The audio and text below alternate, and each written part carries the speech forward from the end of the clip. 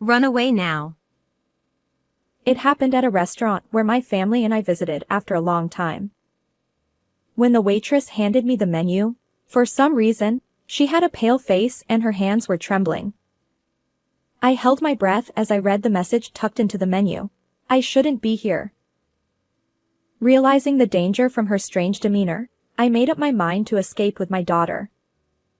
And the moment we climbed out of the restroom window, a voice stopped us. I am Lily Brown, and I am 30 years old. I recently celebrated our 5th wedding anniversary with my husband, David, who is 1 year older than me. We met at a mixer, hit it off, and got married smoothly. I have no major complaints about him. While showering our 4-year-old daughter, Mia, with love, we led a content but ordinary life as a family of 3. At that time, I believed these peaceful days would last forever. However, everything changed when something happened, a turning point that would shatter our tranquility in an instant. It all began when my husband approached me and pleaded with a serious expression. I've been thinking about quitting my job and starting my own business. As I listened to the details, I learned that he had been secretly preparing to launch a company while working at a real estate agency. With approximate plans in place for funding and personnel, he was eager to open his own business. Honestly, I wasn't surprised by this revelation. You see, most men aspire to have their own company, had been David's mantra since our early dating days. So, from the moment we got married, I secretly resolved to support my husband when he eventually expressed his desire for independence. Besides, my steady job in the food industry post-marriage had allowed us to build up sufficient savings. There was no reason to refuse his proposal. Understood. I replied. It won't be easy, but I'll support you as much as I can. David's relief and joy were palpable. Really? Thank you. I'm so glad you're my wife, Lily. Seeing his genuine happiness, I couldn't help but smile. And so, we embarked on a new life, determined to make David's dream a reality. Little did we know that despite this grand beginning, storm clouds were gathering over our family life. You're pushing yourself too hard, you know? Sometimes you need to take a break. That's part of work too. His response was curt.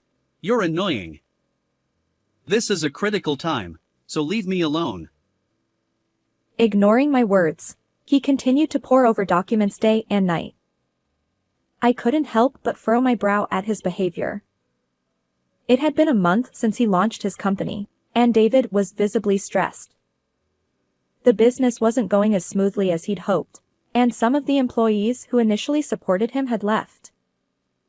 I never expected everything to go perfectly from the start. That's why I believed in taking things at his own pace, gradually growing the business without unnecessary pressure. Listen. I reassured him. It'll be okay. Eventually, things will work out, and when times get tough, I'll be there to support you. Okay? But then he accused me. You think you're better off because you earn more, don't you? Surprised, I replied. What? No, that's not it. He scoffed. Whatever.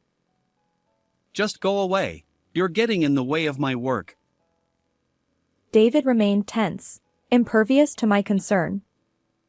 But when I saw Mia, our daughter, casting an anxious glance at her completely transformed father, my heart tightened with emotion. However, even after several months had passed, the situation not only failed to improve but worsened steadily. The business struggled to gain traction, and David's frustration grew more intense. Late one night, as he sat in his study, his anguished cry echoed through the house. Why isn't it working?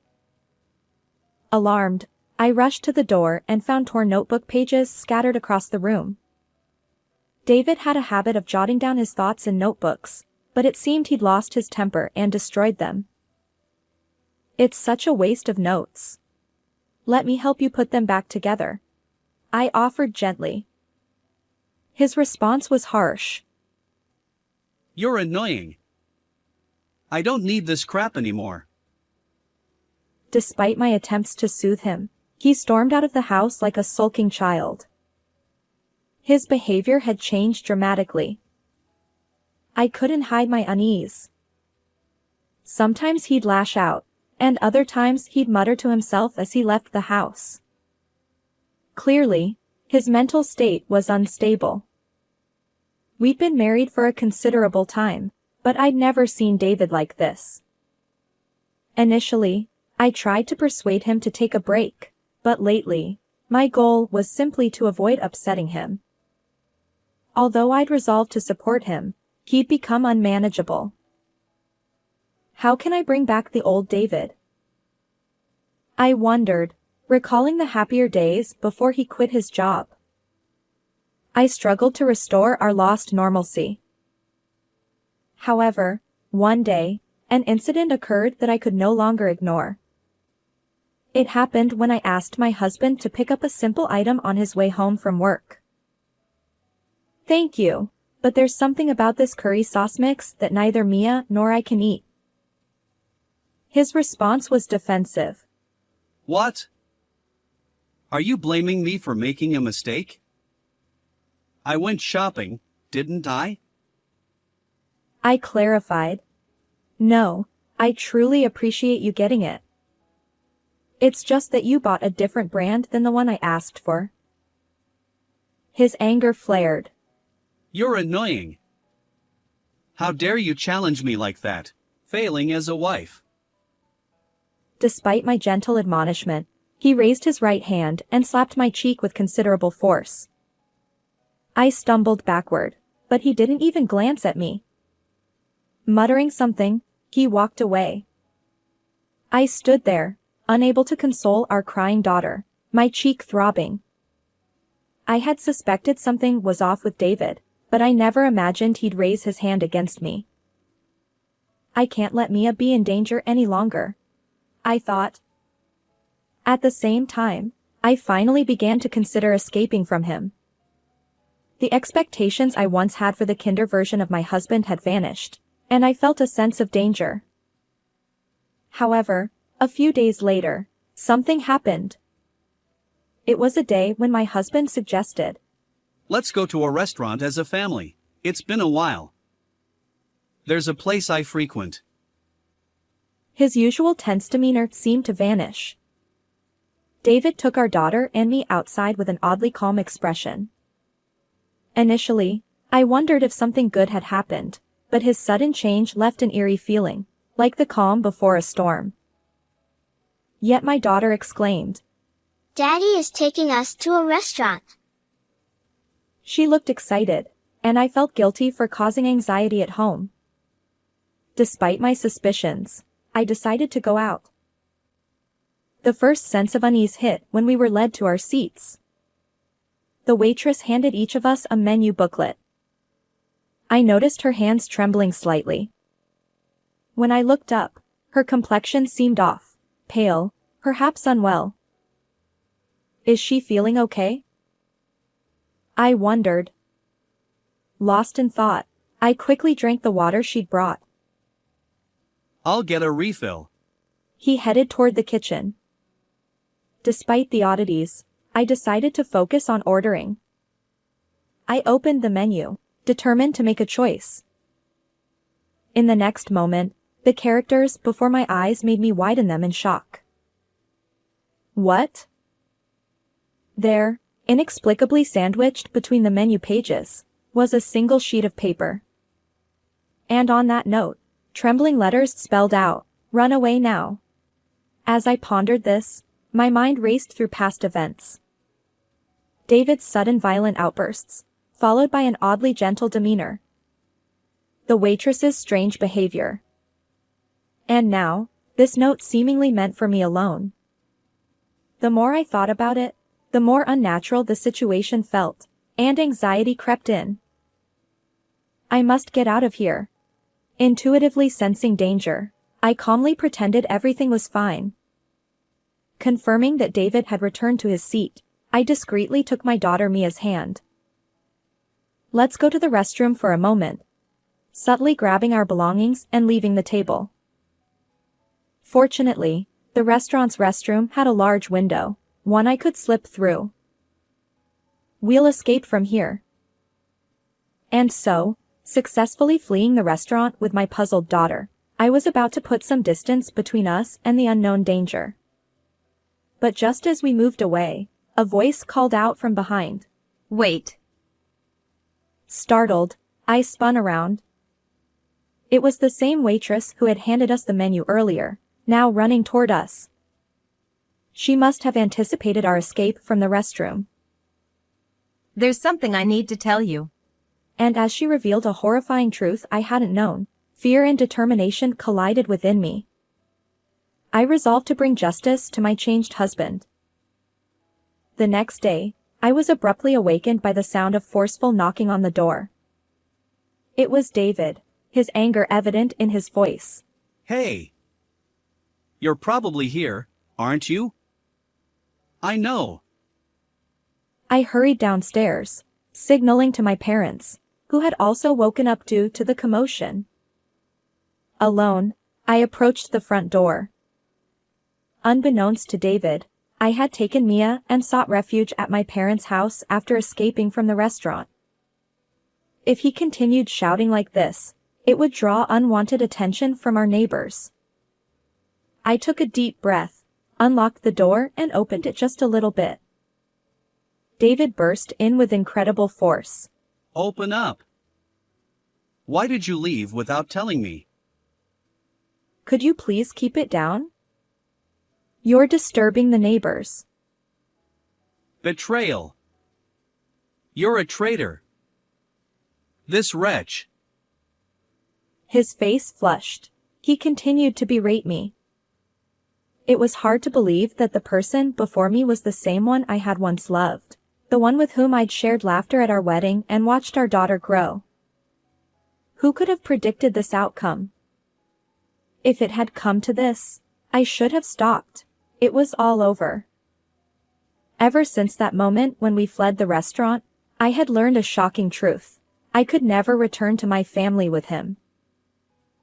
I know. You were trying to kill Mia and me, weren't you? My words seemed to unsettle David for the first time. His body tensed. After escaping from the restaurant, Tracy, the waitress who had warned us of danger, comforted my bewildered daughter and me, explaining everything in a safe place. You and your daughter have peanut allergies, right? Yes, that's correct. But why do you ask? Actually, your husband was trying to feed you peanuts. According to Tracy, at that moment, while we thought he had gone to get water, my husband had secretly ordered a salad with peanut dressing, hoping we wouldn't notice. For Mia and me, who have allergies, that ingredient was as dangerous as poison, threatening our lives.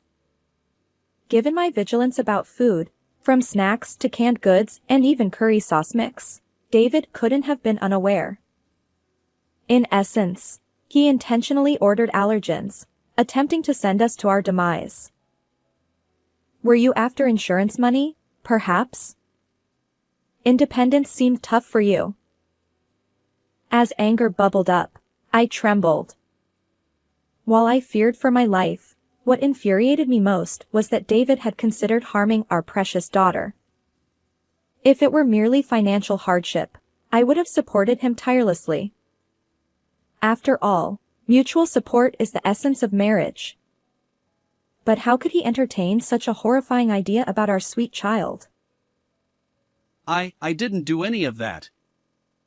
It's all your imagination. There's no evidence. His panicked voice echoed through the room as I stared at him down. Unfortunately, I have all the evidence I need. Remember the notebook you kept at home? David seemed lost for words, perhaps realizing he'd been caught.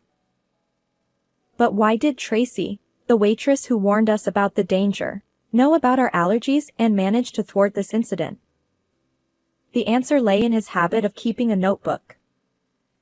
Tracy had accidentally glimpsed its contents while refilling water. In that notebook, she found details about our allergies and the entire plan to harm us.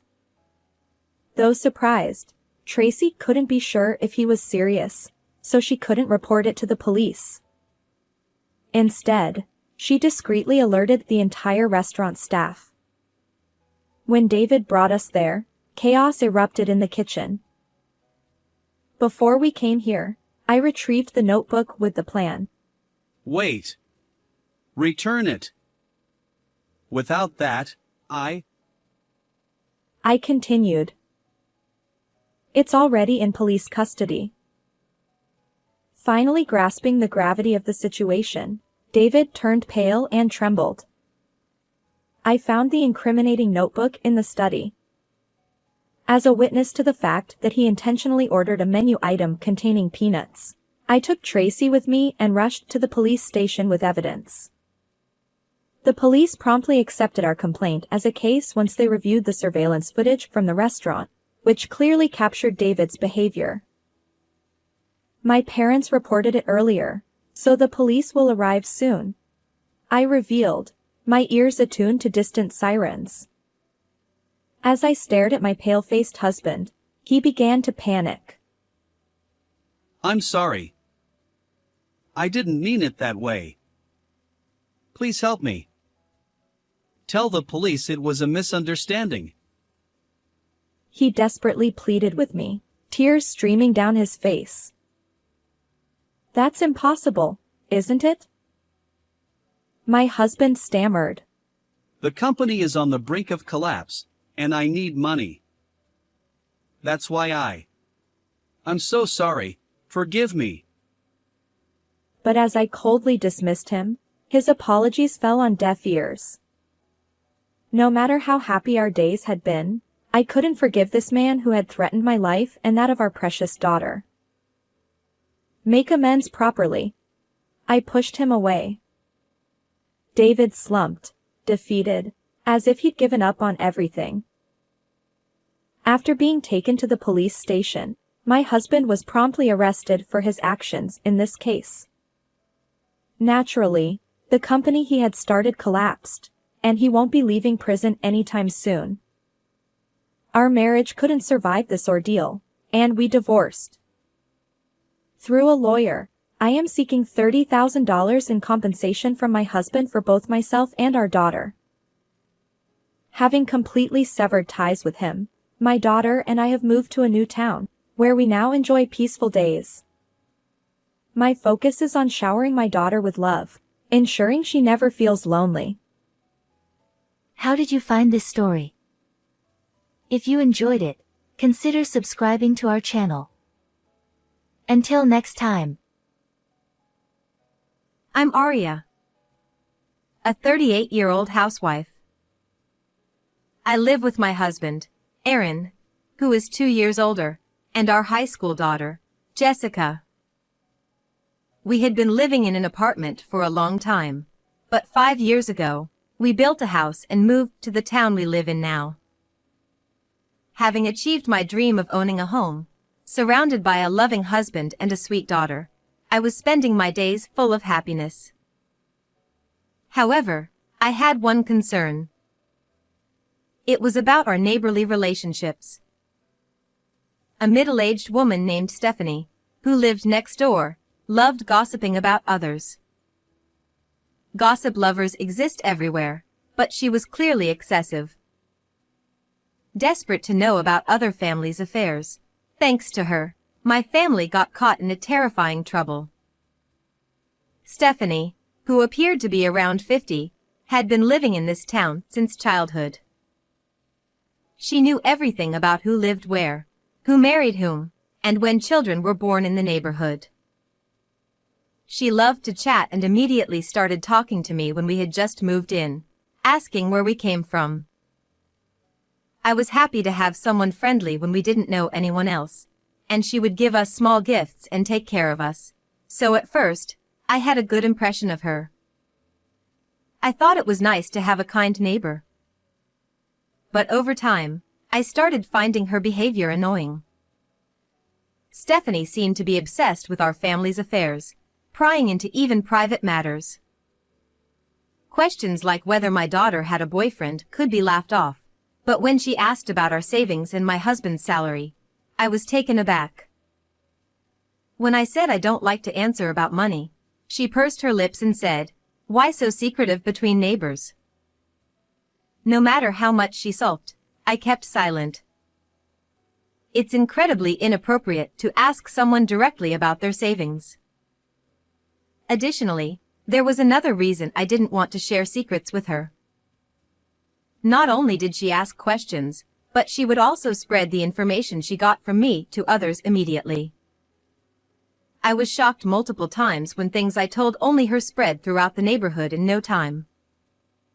And yet, she never talked about herself.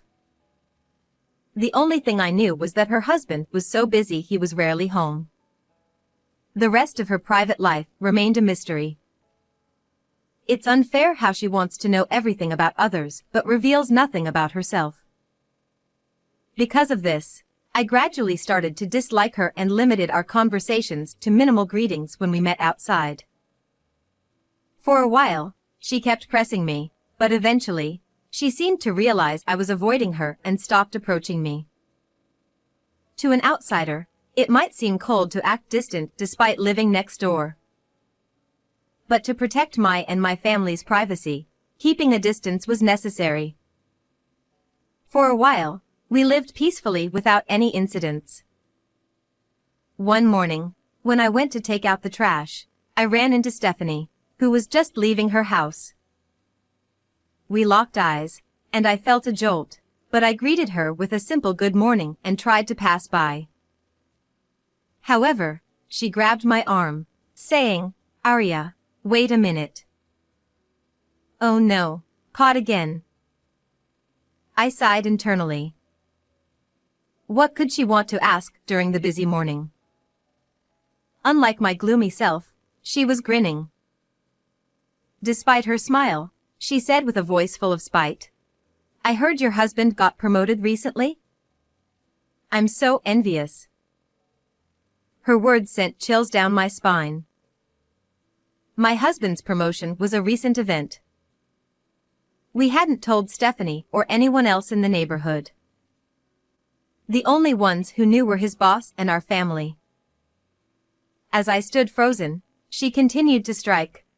"With that hefty raise, you don't even need to work part-time, do you?" She spat these words and left. Once again, I was stunned. Not only did Stephanie know about the promotion, but she also knew I was considering part-time work. Feeling uneasy, I reported this to my husband that night when he came home from work. I asked if he had mentioned the promotion to anyone, but he confirmed he hadn't. We were both baffled about how Stephanie found out. Just then, we heard hurried footsteps rushing down the stairs, and our daughter Jessica burst into the living room. Breathless, she said, "Come to my room right now." I tried to calm her down, asking, "What's wrong? Why are you so frantic?" But she insisted, "Just come quickly," pulling us by our arms. Following her upstairs, we entered her room. Jessica pointed under her bed. "Mom, Dad, look at this." There, under the bed, partially hidden, was a white power strip plugged into an outlet. At first, I didn't understand why Jessica was making such a fuss. To me, it just looked like a normal power strip. But my husband and Jessica had turned pale.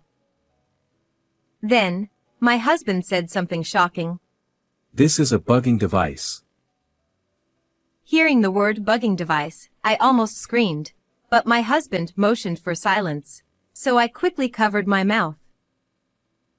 I had only imagined bugging devices as special equipment, so it still looked like an ordinary power strip to me. However, Jessica, having just seen a drama with a similar device, immediately recognized it. We quickly searched online and found many bugging devices that looked just like the one in Jessica's room. Who, when, and how did someone set up such a thing?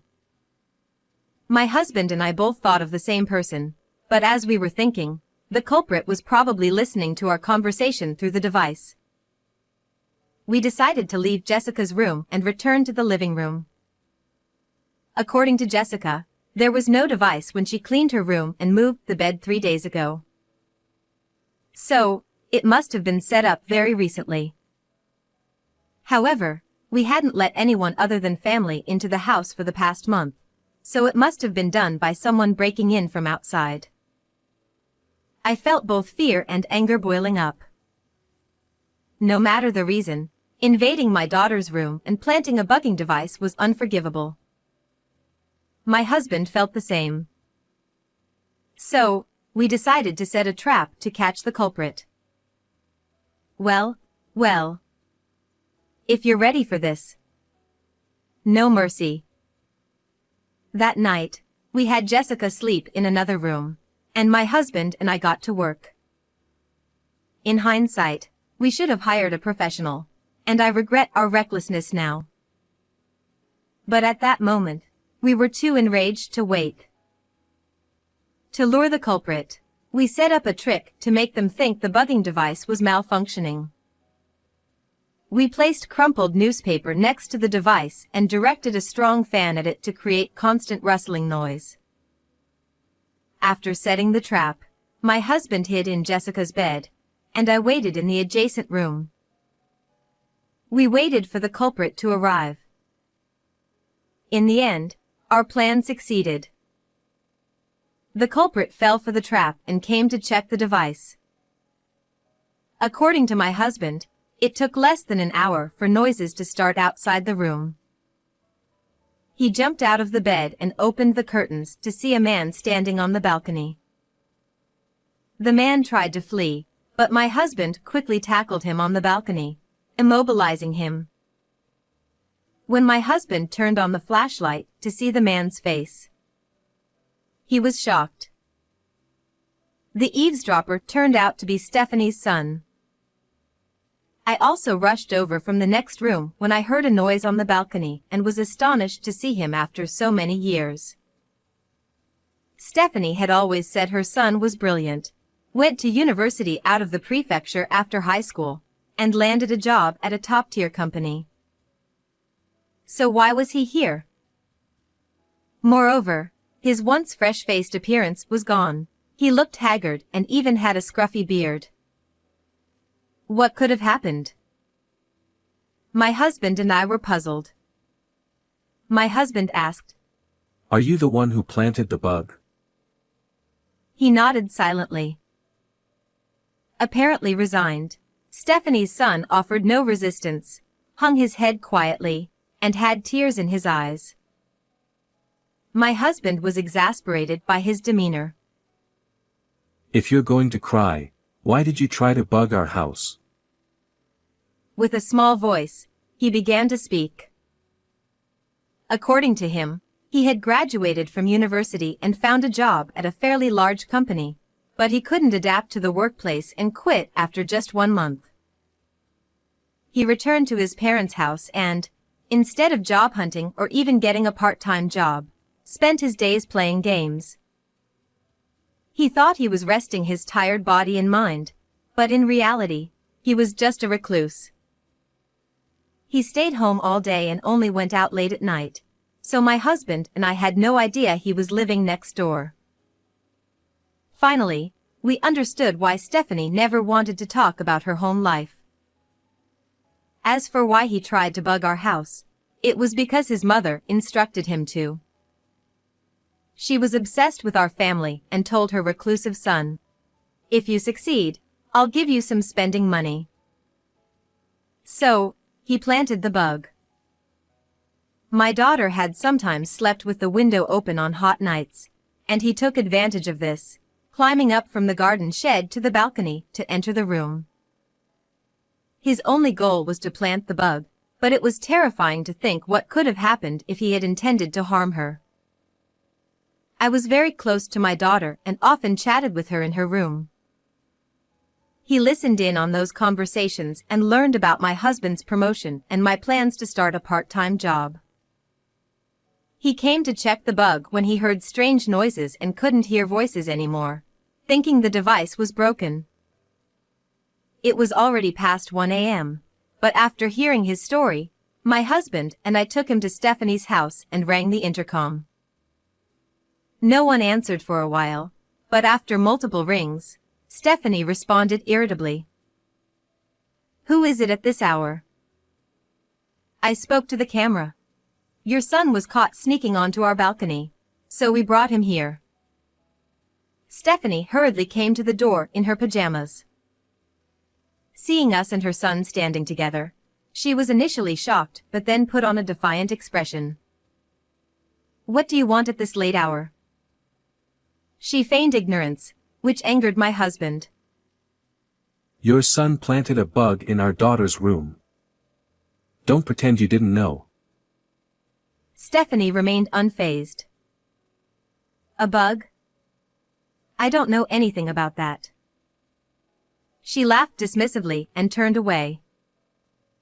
I was appalled by her brazen attitude, but then she shocked us further. "He did it on his own. It has nothing to do with me." She abandoned her own son. He looked devastated. Seeing him so sad and silent, we felt a bit sorry for him, but a crime is a crime. "We'll be filing a police report." "Go ahead, do whatever you want." She still acted like it was someone else's problem. Then I added, "We'll also report this to your husband." She turned pale. "Please, don't tell my husband." She clung to me, begging. It seemed her husband was very strict. According to her son, he was fed up with her gossiping and had moved out a few years ago, tired of her behavior. She had lied about him being busy with work. Their marriage was failing. Despite this, he still supported her and their son financially. If he found out about this, it would likely be the final straw. If they divorced, Stephanie, a stay-at-home mom, would be out on the streets. She begged us not to tell her husband, but my husband and I were not lenient. "We heard everything from your son. Paying your child to bug someone else's house is despicable. Both of you need to atone for your actions." We left her house. A few days later, Stephanie's husband visited us. After calling the contact number given by their son, he came to apologize. He apologized for his son's actions and even paid us compensation, insisting he would recover it from Stephanie. It was our first time meeting him, and he seemed very reasonable, unlike Stephanie. We felt a bit sad thinking that their son might have turned out better living with him. But crimes can't be undone. He was arrested for trespassing and fined. Despite being young, he had a criminal record, but it was his own doing, even if he was coerced by his mother. Shortly after, Stephanie and her husband divorced. The neighborhood quickly learned of the scandal, and unable to bear the shame, Stephanie left town. No one knows where she went, but her son remains a recluse, likely living a miserable life in hiding with his mother. As for us, we used this incident as a lesson to improve our home's security. We are determined to protect our daughter and ensure we never face such a crime again. Goodbye, everyone. How was this story? Please subscribe to the channel. See you in the next video.